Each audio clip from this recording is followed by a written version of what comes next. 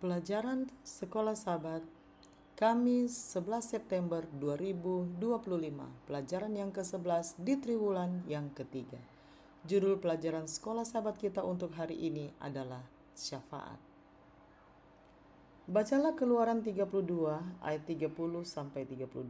Seberapa jauh Musa bertindak dalam doa syafaatnya bagi orang-orang berdosa? Apakah yang seharusnya diajarkan oleh kisah ini kepada kita tentang kuasa doa syafaat? Siapakah yang harus Anda doakan saat ini? Keluaran 32 ayat 30 sampai 32. Keesokan harinya berkatalah Musa kepada bangsa itu, "Kamu ini telah berbuat dosa besar. Tetapi sekarang aku akan naik menghadap Tuhan. Mungkin aku akan dapat mengadakan pendamaian karena dosamu itu." Lalu kembalilah Musa menghadap Tuhan dan berkata, bangsa ini telah berbuat dosa besar, sebab mereka telah membuat ala emas bagi mereka. Tetapi sekarang kiranya Engkau mengampuni dosa mereka itu. Dan jika tidak, hapuskanlah kiranya namaku dari dalam kitab yang telah Kau tulis. Karena pemberontakan mereka, hal-hal yang mengerikan terjadi di perkemahan Israel, termasuk kematian banyak orang.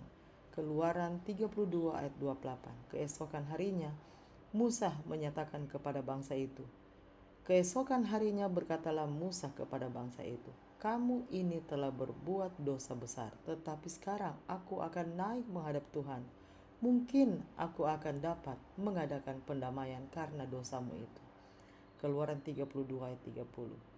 Lalu kembalilah Musa menghadap Tuhan dan berkata, bangsa ini telah berbuat dosa besar, sebab mereka telah membuat ala emas bagi mereka. Tetapi sekarang kiranya Engkau mengampuni dosa mereka itu. Dan jika tidak, hapuskanlah kiranya namaku dari dalam kitab yang telah Kau tulis. Keluaran 32 ayat 31 dan 32. Tidak heran jika Musa dianggap sebagai tipe Kristus karena doa syafaatnya bagi orang-orang berdosa dan kesediaannya untuk mengorbankan nyawanya sendiri bagi mereka. Ia benar-benar mencerminkan apa yang akan Kristus lakukan bagi kita semua. Sungguh belas kasihan yang patut diteladani bagi para pendurhaka. Dia menunjukkan dedikasinya yang total kepada Tuhan dan kasih pengorbanannya bagi manusia. Kitab Keluaran tidak menyatakan berapa lama Musa tinggal bersama Tuhan di gunung itu, tetapi kitab Ulangan menyatakan bahwa ia berada di Sinai selama 40 hari. Dalam Keluaran 32, kata yang diterjemahkan mengampuni berasal dari kata kerja yang arti dasarnya adalah menanggung atau memikul, seperti dalam Yesaya 53 ayat 4 yang tertulis tentang Yesus.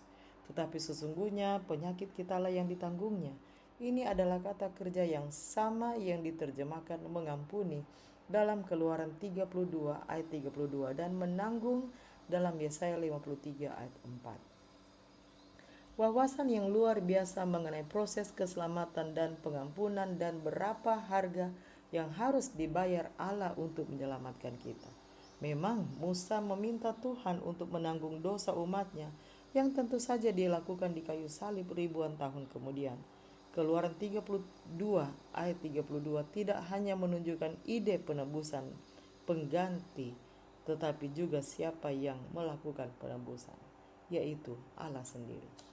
Ayat ini menunjukkan bagaimana pengampunan datang. Allah di dalam Kristus menanggung dosa-dosa kita, satu-satunya cara agar kita dapat diampuni. Sungguh suatu ungkapan yang kuat tentang rencana keselamatan dan suatu demonstrasi kepada kita dan alam semesta tentang betapa mahalnya harga yang harus dibayar oleh Allah untuk menyelamatkan kita. Musa meminta Tuhan sendiri untuk menanggung dosa-dosa umat, dan pada akhirnya di dalam Yesus dia melakukan hal itu. Bagaimanakah kita memahami kebenaran yang luar biasa ini? Apakah yang dikatakannya kepada kita tentang kasih Allah kepada manusia yang telah jatuh ke dalam dosa? Demikianlah bacaan pelajaran Sekolah Sabat Kamis 11 September 2025. Sampai bertemu di bacaan pelajaran Sekolah Sabat selanjutnya. Tuhan memberkati.